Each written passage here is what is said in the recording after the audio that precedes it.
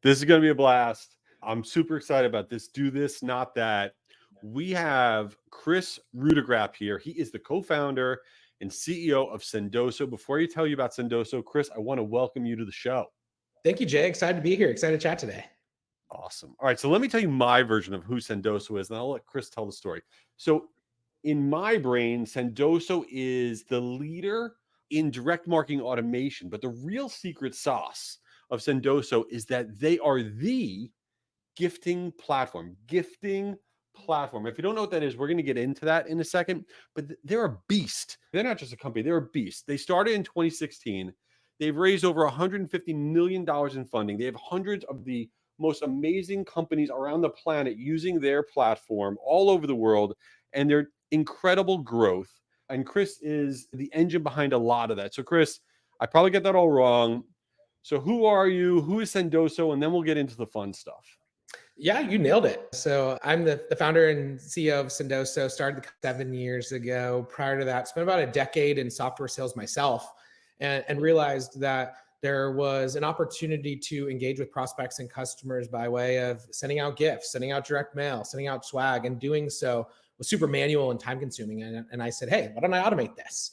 And that's where we're born. And so Sendoso is one part software with integrations into your tech stack, automations, reporting, one part marketplace of literally anything you could ever want to gift or send. And then we have all the fulfillment and data behind the scenes.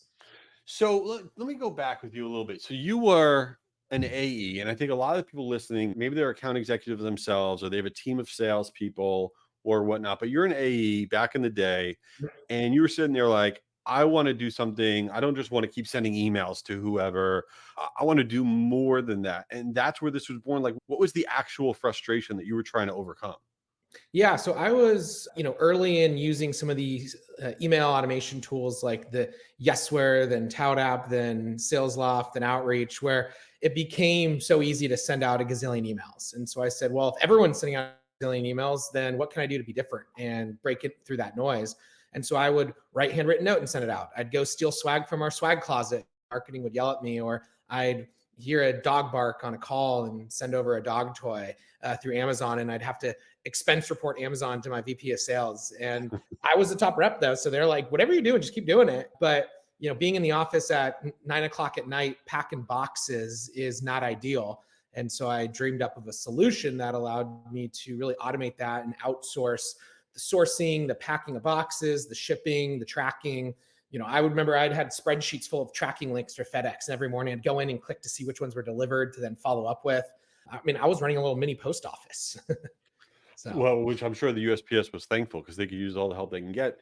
So what we're really talking about is gifting in a really sophisticated way. And really bigger picture is, in this world that we're in now, this idea of receiving something tangible in the mail allows you to stand out more. I mean, is that what you have found? I mean, do you find that when someone receives something physical, it's a game changer in terms of their engagement? It does, yeah. And I think that in today's world where you're bogged down with a gazillion different noises from your phone and your computer and everything else, salespeople, marketers, CX leaders, need to be able to stand out and be unique. And I think when you have so many commoditized solutions out there, the buying experience can be a big differentiator. And so if you are wowing a prospect with a gift through that process and your competitor's not, then the buyer has more momentum and reasons to go with you. So when you have a gifting platform, or you want to start incorporating gifting into what you're doing, number one, is this for all size marketers, or is this only for, enterprise people that have sophisticated account-based marketing programs? I mean, can you be a solopreneur or a small company and use gifting as a way to drive business? Who is this for? 1,000%. I think we have everyone across the in Gambit, where we have a 5-person company all the way up to some of the largest companies in the world.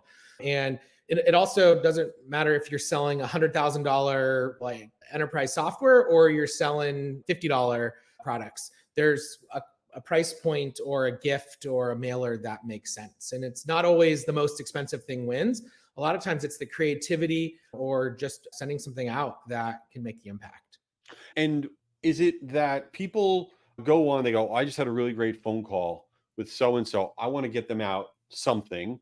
Or is it that it's more of an automated thing where, oh, they just hit a pricing page on our website, they're automatically going to get this random thing? I mean, is it both or is it one or the other? It's both. We're seeing a surge right now in the ladder of automations. So we're seeing a ton of marketers setting these automations up based on web traffic, based on lead scores. Someone downloads a white paper and you trigger something. People are putting gifts or swag in ads to drive better ad conversion. Someone integrates with their Marketo or HubSpot or Eloqua and triggers off of people attending webinars. It also can be integrated into your outreach or sales loft or SDR platforms. So really the automations are probably the biggest thing that we're seeing right now, and companies just setting it and forgetting it. But we still offer the click and send through a button in CRM or click and send through our platform.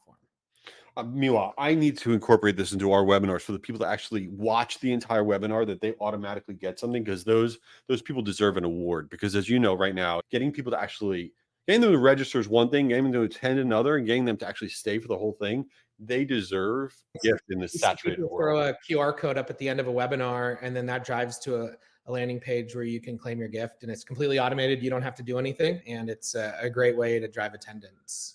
So when I first heard about gifting platforms and Sendoso, I was like, who cares? I don't need another mouse pad. I don't need another pen.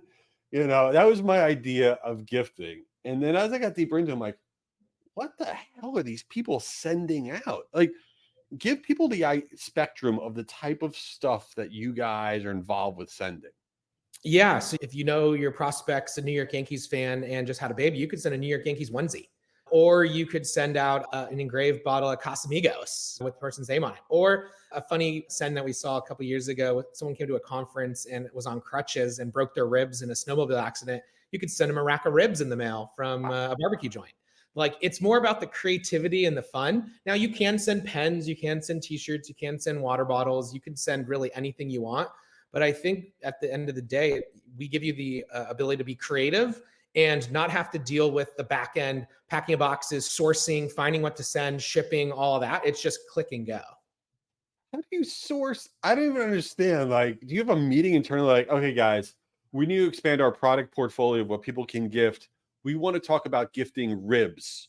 How does that happen? We have a whole team dedicated to just expanding our marketplace, whether it's items that are drop shipped from some of our partners around the world. You could send someone macaroons from a bakery in France to a prospect that's in France. So we really try to find local, regional, or unique things that you can send out. And then we also have a really unique custom integration with Amazon where you can use your Sendoso account balance, go in there, and there's a new buy button that's a Sendoso buy button across Amazon. And it customizes it, syncs it back to HubSpot or Salesforce so you can track the results. And it sends it from Amazon's warehouse to our warehouse or the nearest warehouse. We unbox it, put in a handwritten note, repack it up, maybe throw your logo on the box or on the handwritten note, and then ship it out. And so the recipient's like, wow, this person actually sent me something super unique. And really, you just searched for the hundreds of millions of products on Amazon. Dude, that is bananas. I love that. First of all, the best job in the country, I think, is being on your sourcing team. I That know. sounds like the best time ever. They just rack up the credit card points because they're buying a bazillion things. They're getting wined and dined with all the vendors, sending them samples. I'm like, Yeah, hey, I'm the CEO. Send me samples. I want to try that new whiskey brand, or I want to try right. the really nice new AirPods. That's amazing. I mean, that is a very, very cool job. So let me ask Mhm. you this. So what about different target audiences? Like, it's one thing if you're sending somebody who's like, I don't know, the director of marketing somewhere. Okay, you can send them anything you want. But if somebody's like, C-level executive, you can't move the dial with a $20 Starbucks card or something like that. Like, is gifting different really depending on the level of seniority that you're marketing to? I think you want to be creative and you want to segment, and it's based on the segment of who's buying. Like, if you have a product that sells to SMB and enterprise, then you could afford to spend more on enterprise. And if you're selling something that you could get the executive CMO engaged versus the marketing manager, then you'd want to segment that. And so I think there is things that move the needle. Like if you're going to send a CMO with a generic note, that might not hit. But if they just posted on Twitter that they're having a terrible day or they love this new pumpkin spice latte and you mention pumpkin spice latte and a $5 card, maybe that moves the needle. So I think it's not necessarily the value of the gift, but it's the message and the timing that goes along with it and the creativity. But Scotty Cameron putter to a golfing CMO might bode better than just sending them a little nice pen or something. You may not be doing it on purpose, but in some ways you are upping the salesperson's ability to stay focused and pay attention to their prospects or clients. They really have to learn who they are, what their interests are, what they care about, and not Mm-hmm. just be pushing their product. And I think that using a gifting platform kind of forces your hand to be a better salesperson in terms of getting to know your buyer, which is it's just cool. We have a service where we'll actually go out and scour the web automatically and add tags of their interests, their alma maters, and then provide suggested gift options based on the person's interests and history. And so you can also pull those in, like you're on a gong call and someone mentions they play tennis, you can add that tag in. And so it creates this personal graph of what this prospect, soon customer, is interested in. So if you're an SDR having a call and then an AE and then 6 months later the CSM, you can share along that data set so that the CSM can be like, oh, I know Kris likes Casamigos tequila. He just got married. Maybe I'll send him over a bottle. And That is cool. That is actually been that is and everything I'm saying amazing. is true. So if you're listening, send me Casamigos. I like golf. Send me Scotty Cameron putters. Very, very subtle. I like how it's so subtle, It's like, this is what I want. Well, that brings us to the second segment of this thing. So we have a segment on this podcast called Since You Didn't Ask, which has nothing to do with anything really. And so I have a question for you. Holidays are coming up. Yep. Because of who you are and what you do, I would imagine everybody in your universe, your personal universe, thinks that you are the greatest gift giver of all time. I mean, you need to be. I mean, you can't. Mhm. If I got a holiday gift from you, I would expect it to be the greatest thing I've ever received, like a miniature donkey that had my name on its forehead or something. Like, is this true? Are you an exceptional gift giver? I think I am. Yes. I love giving gifts. I love surprising people. I still write handwritten notes to people. So all those things are very true. Do you judge? Like, I almost would never want to give you a gift. Like, so when you get gifts, are you like, well, this thing sucks? And you know exactly probably what everything costs. Are you like judging people that give you gifts? Yeah. But I'm also on the positive side, I'm wowed and I'm like, every box I get, I can't wait to open it. I'm like, ooh, this is something that we should have in our marketplace if we don't already. Or, ooh, this is incredibly unique. Or, oh, this is shit. Like, Right. get rid of it. Garbage. Like, you want nothing to do with it. That's Yeah. amazing. Every time you get something, you're like, this needs to be in our marketplace, like immediately. But I'm still like the guy that goes to conferences and leaves with a backpack full of swag, like 1,000 pairs of socks. I think I have like 2 cupboards full of Yetis. It's almost like an art form for me to collect all these different swag items. I feel compelled and excited to see the new ones. I don't know if it's an art form or you potentially are a hoarder. I mean, we may have to have an Yeah, intervention for you. I I, mean, it's research and development. Okay. I mean, it is not a coincidence your favorite show is Hoarders. I mean, it just is what it is. It is what I it get is. it. No, it's all good. So, all right. So, where should the world find you? I know you're all over LinkedIn. Where should the world find Sendoso? I want everyone to be gifting each other. How do we do that? Yeah, so you can find us at sendoso.com. We also have a free plan if you want to come in and try us out. So sendoso.com. You can email me directly if you want to talk shop, Kris, Kris, at sendoso.com. Add me on LinkedIn, follow me, gift me, all those things.